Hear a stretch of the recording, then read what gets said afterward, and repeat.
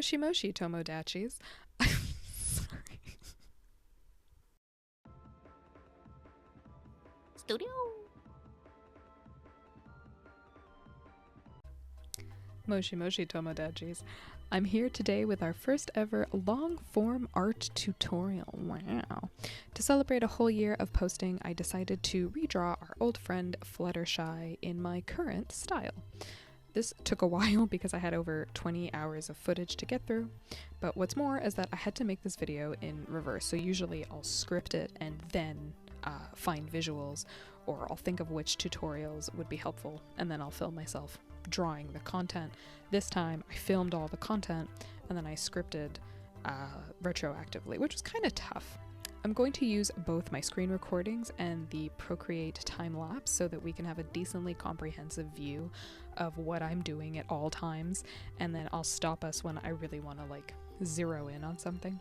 We're going to talk about where my style is leaning and use pretty typical techniques that you've seen from me before, like gesture drawing. And speaking of which, I'm currently working on more free resources and bases for the free tier of Patreon, so check it out because I just released custom brushes for Procreate that you can download. Since beginning the style journey, I do feel myself really like tapping into the past. You've definitely noticed it if you've seen my Y2K fashion videos on TikTok. It's just Y2K inspired. That's when I grew up. I think that one day we'll do like a story time about how my mom decided at the ripe age of 1 to put an infant into art classes to force me to be classically trained. Hilarious thing to do to a baby, but it's the funniest story that I have of myself as a kid. It's crazy to force a baby to be a Renaissance master. But anyways, given that my clothing, media, and manga preferences are all 2000s centric, it's not a mystery that I feel most at home in the slightly sort of over-rendered, textured, flat-looking, I would say, art style. It's very like two-dimensional looking. So we'll see how it evolves by the end of the year. I'm excited to do my wrap up for 2025 because then, you know, perhaps things will have changed, but we're going to go on a journey of discovery a little bit today. Remember to follow me on Instagram to see the full completed Fluttershy, and stay tuned for my upcoming giveaway because you might score a free Fluttershy print, and they're going to be really fun and cute. I'm doing them in a postcard design, so stay tuned for that. And with all that out of the way, let's learn how to draw Fluttershy. Okay, so we're going to begin the way that we always do. We're doing a quick gesture draw to block out the general pose, and I'm going to experiment a bit with the expression because I want it to be more or less the same as the original. So we're focusing on a sort of timid, sort of sweet look. If you've watched my other tutorials, you'll recognize that we're using gesture drawing to get the basic shape of an underpainting, and then I'm using muscle memory for the details of the face and head because all of my drawings are in the same style. For the hair, I'm again working by using big shapes. I'm creating a vague guideline so that I can go in later with a technical pen and flesh out strands. So at this point, it does not need to be perfect.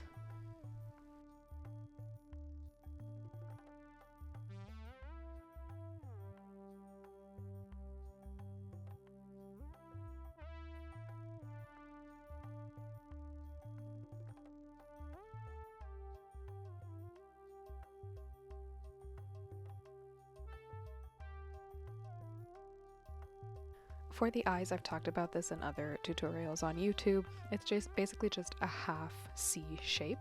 You can do the same half C for the mouth. So here I'm just experimenting to see how much of the original expression I want to carry over versus change.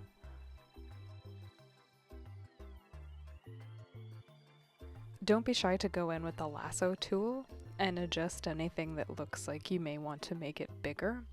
Because the style is sort of more chibi-fied, there's more of an emphasis on like features being bigger, especially like the eyes, the cheek, the mouth, the nose is literally just a tiny little dot. All of these things contribute to the character looking a lot cuter.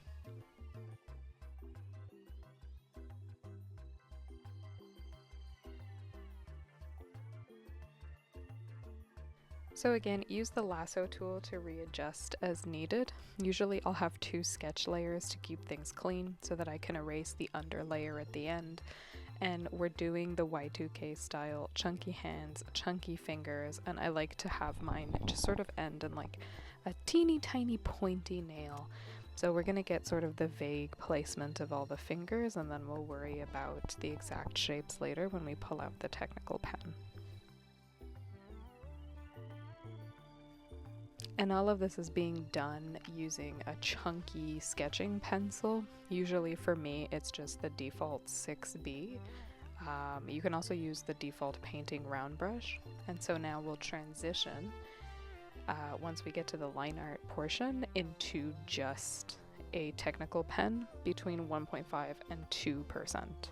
And mine is modded, so make sure you go to the Patreon if you want to download the exact modded brush that I use on Procreate. So back to the hair, we're just doing basic shapes. For me, I'm always looking for triangles.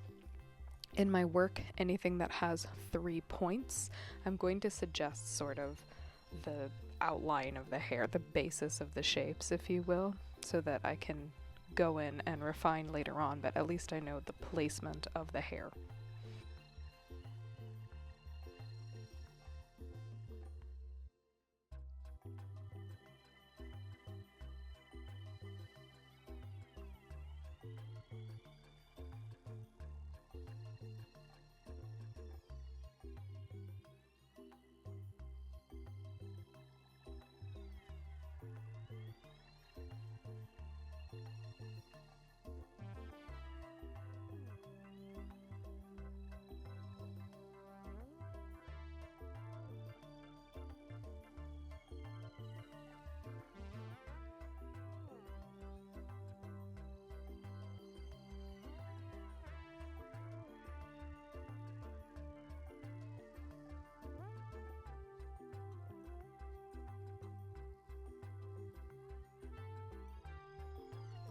So now we've transitioned to our inking pen, and I'm going to show you in the little sidebar speed time lapse the process of sort of adding these little characters. Because Fluttershy is a pony, I decided to like just add in a pony. It's sort of a mix of like MLP and I guess my own take on the pony. The snoot is a little longer and rounder, and I'll link a really helpful brush in the description. It's basically a importable stamp onto Procreate that I bought on Etsy, and it gives you the basis of the MLP basic design of the ponies, and then you have like a couple of different like wings, horns, different like hair patterns. So that was really helpful. So this is the pony stamp. It's by Fuchsia Plume, and the link to her Etsy will be in the description box below. So as you can see, I've already changed the line weights on the little chibi of Fluttershy, and then the horse version of her. We are going in right now and refining the hair. So hair strands are always kind of the same for me. I like to give it an effect that I think we see a lot in anime. It's sort of like a flipping effect where like the strand has here like this diagonal sort of section, and sometimes I like to just leave the ends of the strands of hair open to sort of like suggest flyaways. I'm really into flyaways. So we're just refining the basic shapes. The underpainting is very crude because in reality I'm doing most of the brainstorming with the technical pen.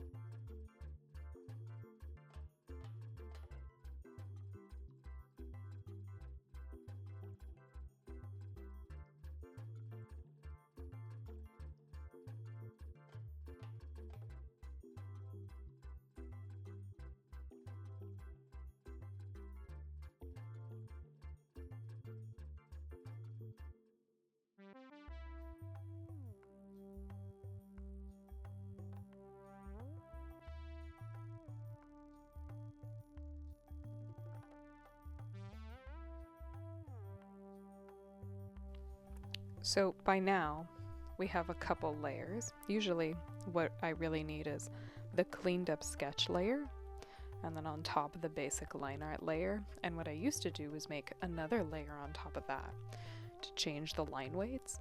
But because I have to duplicate the line weight layer anyway, I just do it on the line art that I just did. So now we can crank the technical pen up to even like 5 or 6% for especially thicker lines. And I'm following the same like MO as my line weight tutorial on YouTube. Essentially, I'm just looking for anything that can be thickened, looking for triangles, looking for curves, looking for areas where I want to add interest. And obviously, the thing that makes my style mine is that I like to add these little like bubbles to lines. You'll see it there on the side of Fluttershy's chibi head, because I think that it contributes to like the blown out line art look that we're going to achieve by basically duplicating this layer and then blurring both, which obviously is going to happen later.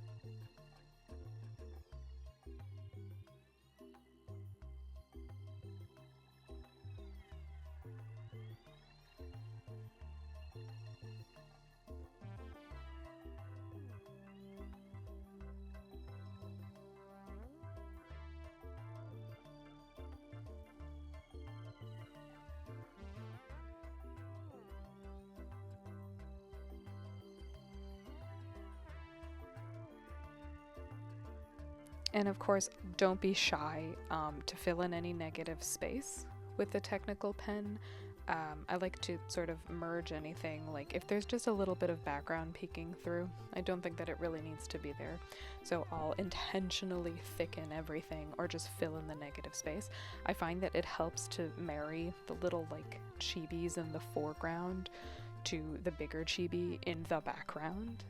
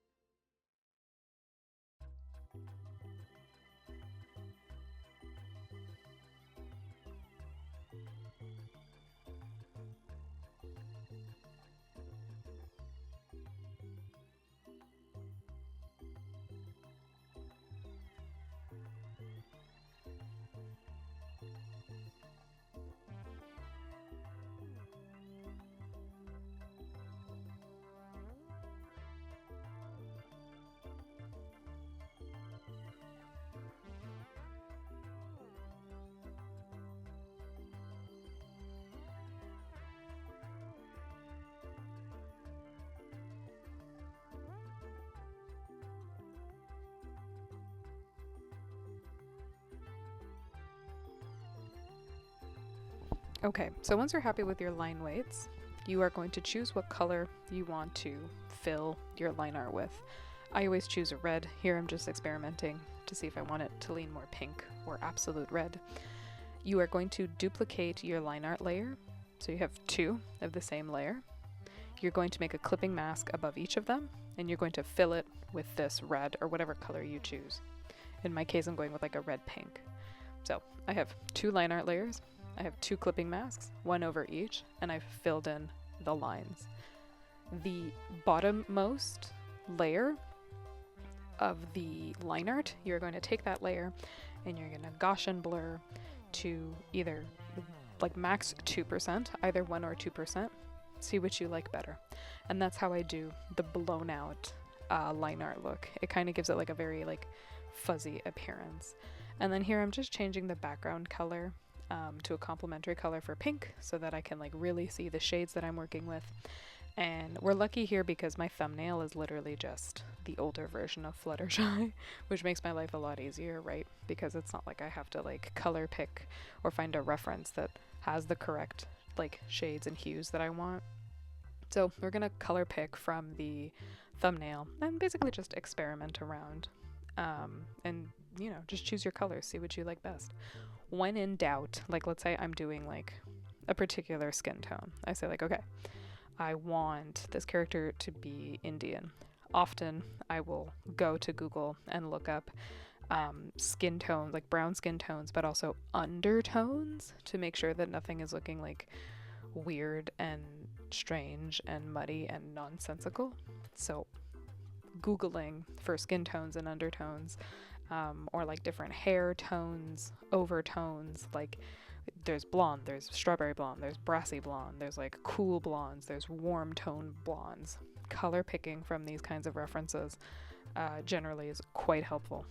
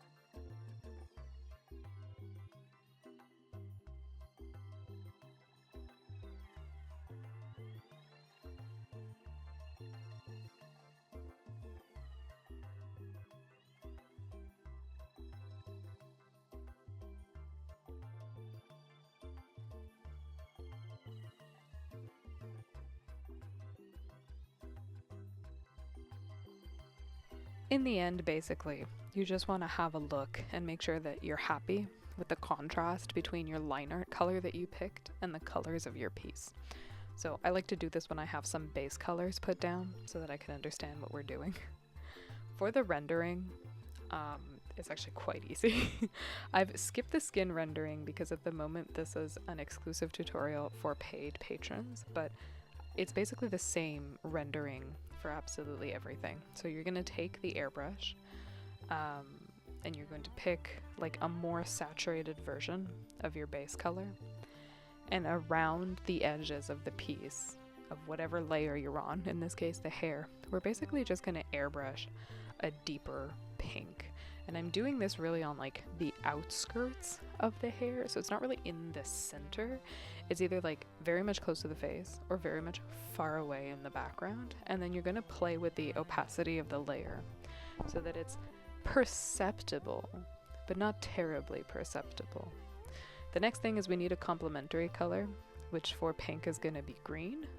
What I do is I basically draw in these little like blobs. They're just like catch lights My catch lights are usually very like soft, very blob-esque, usually in the shape of like a little heart or just like a circle on top of a circle. And you're going to do them in a complementary color, and then same thing as before, you're going to Gaussian blur to 1%. And then we're basically just going to decide like, okay, what is the opacity here? If the colors of your piece are very, very vibrant, I suggest even just leaving the opacity at 100%. For Fluttershy, I did bring it down slightly because I didn't want it to look like there was just sort of a green pop in the hair. It's more so the complementary color will help to push the perception of this pink hair to the foreground of what we're perceiving with our eyeball.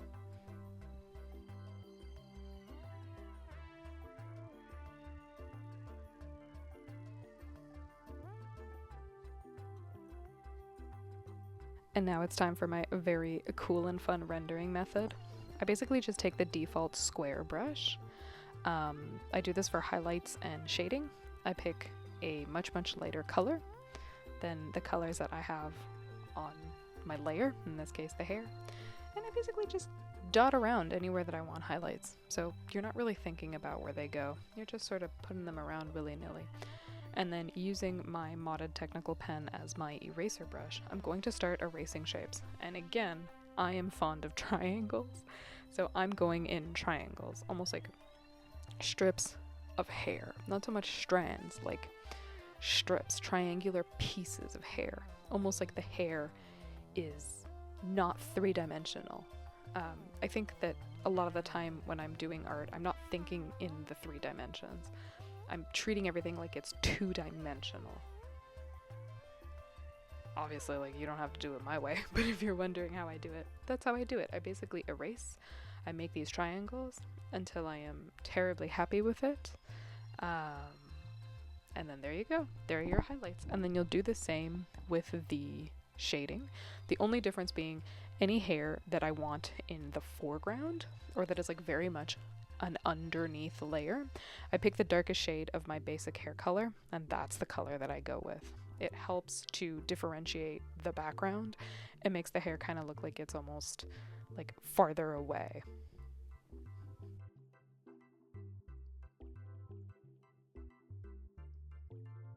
For my little chibis, I basically just do cell shading. So what is like the brightest value? What is the darkest value? And then I cell shade. It just sort of differentiates the shading of like the main background chibi with the foreground.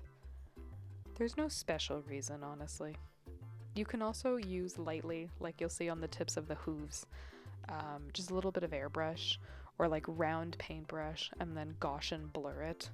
That's how I like to do it. A word of caution, which I've talked about in my other videos as well, is that Gaussian blur does not blend colors. If you want to blend them, you will have to manually blend them. And if you want my modded blending brush, it is again available on the free tier of the Patreon. So you can download it and use it in Procreate. Procreate, people do tell me that they have a harder time blending colors. For this reason, a lot of people don't consider it a professional program. It's never been an issue for me. I think you just need to mod your brushes and learn your settings. Like, it takes time. Procreate, I think, is an application that has a lot of like sort of sneaky hidden features that you might miss if you don't know what you're looking for. But like, the muddiness of my works have gone down considerably after internalizing that while Gaussian blur can't blur colors together. It is great for adding little like accents on the borders of your piece. So.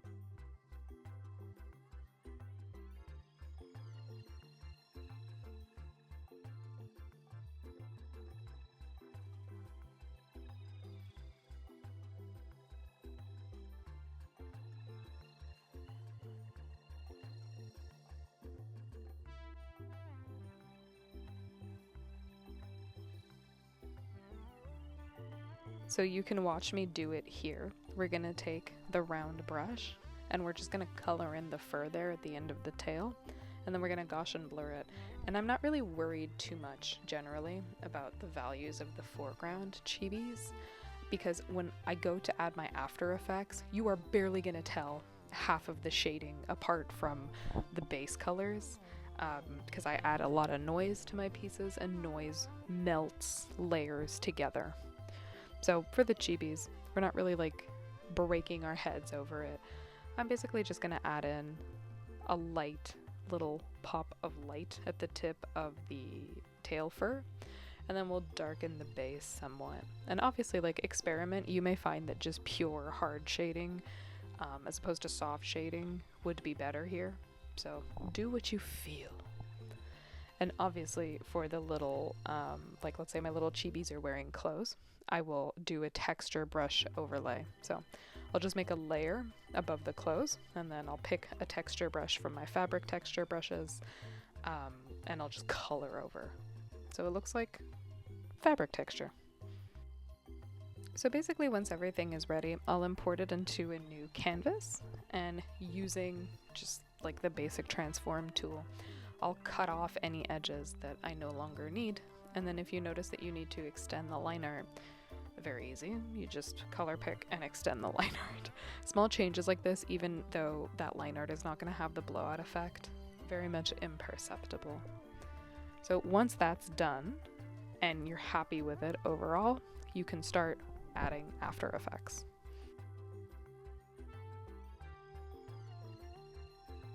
So we're going to give this the Spazzatic Studio special. We take noise, drag until you're happy with it, chromatic aberration, switch to displace, and then I do a very light little drag to the right. My chromatic aberration setting is not set to a percentage. I just wiggle until it feels right. And then once you're happy with that, add noise again. Now, clipping mask over the whole thing, set your layer to multiply, put in some fun colors, Gaussian blur, erase anything that needs to be highlighted, Gaussian blur again. You're done. Now, if you really want to be like me, very easy, we're going to collage. So usually I like to include some kind of a food. What I'll do is I'll take a picture of the food, in this case the cream puff, and I'll render on top of it so that I can maintain the shape. And I like everything, I know where everything goes because we're rendering, basically we're making a clipping mask on top of the reference picture and we're rendering directly on top of it. And that helps me a lot because I have to fight less, I find, with the food that I'm rendering. So I'm basically just going a little section at a time, starting with like the pastry and then going over to the cream and then to the topping. I'm not a food render artist. I'm currently working on it though. I'm trying to like figure out what my food rendering style is, but for the time being, just rendering on top of the reference picture has helped me tremendously. And like I pay a $200 a year license to use like stock graphics and like stock images for commercial use. So that might also be a helpful option. I do it through Canva. So I have all of these like fun little graphics and things. Sometimes I'll use them to do like merch design or to add. I'll import my collage onto Canva and then continue to collage. That's kind of been my like thing recently. But a stock photo website works just as well. If you want to be rendering on top of images that like you have the license to use, you know, an annual licensing fee might be a good fit for you.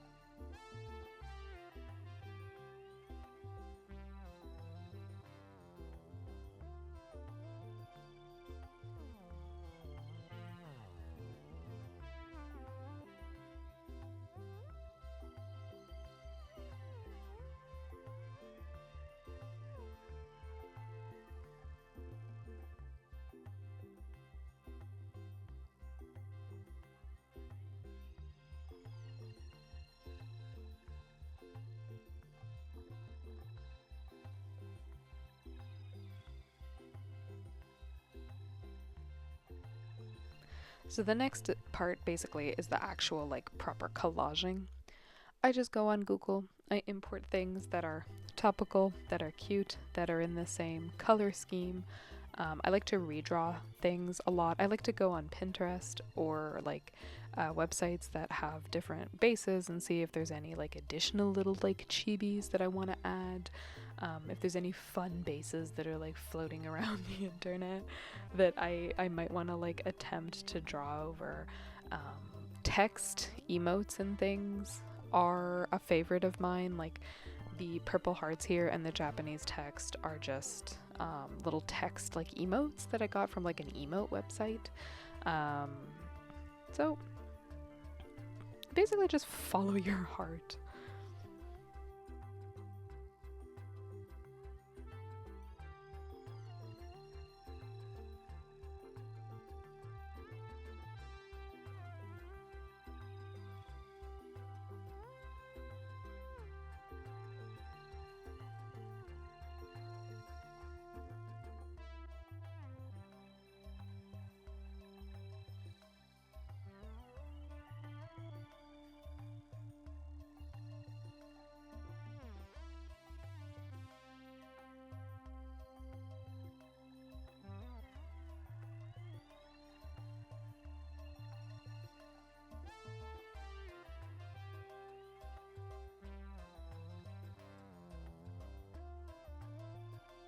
And of course, I shall indeed link the bases that were used.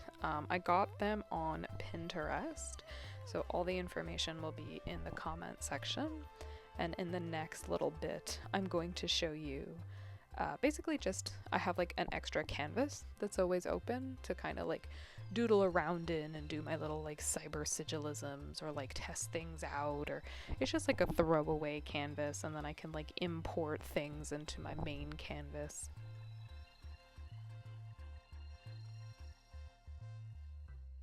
So I'll show you super quickly, like I made these cyber sigilism designs, like I've been putting them over my works. I've been having a lot of fun sort of making them from scratch. Sometimes I'll import bases and like see if I want to do anything with those.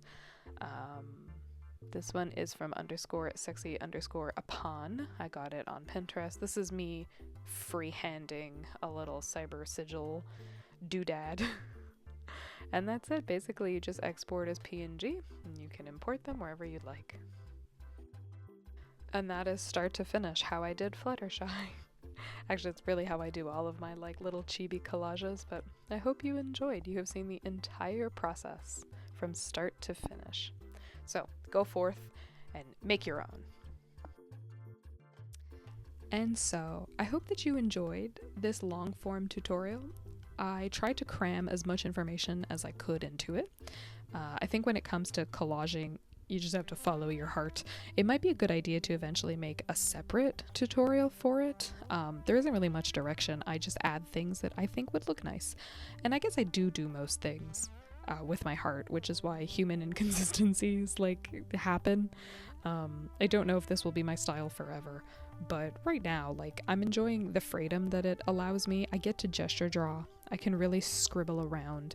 Rendering doesn't take the life out of me. It feels like me. It doesn't feel like I'm like desperately trying to be like Teoid or Kamochiru or Lichworks, which God bless them. I'm not that talented. And I'm having fun, which is the most important thing to be doing with your art overall. So it all works out.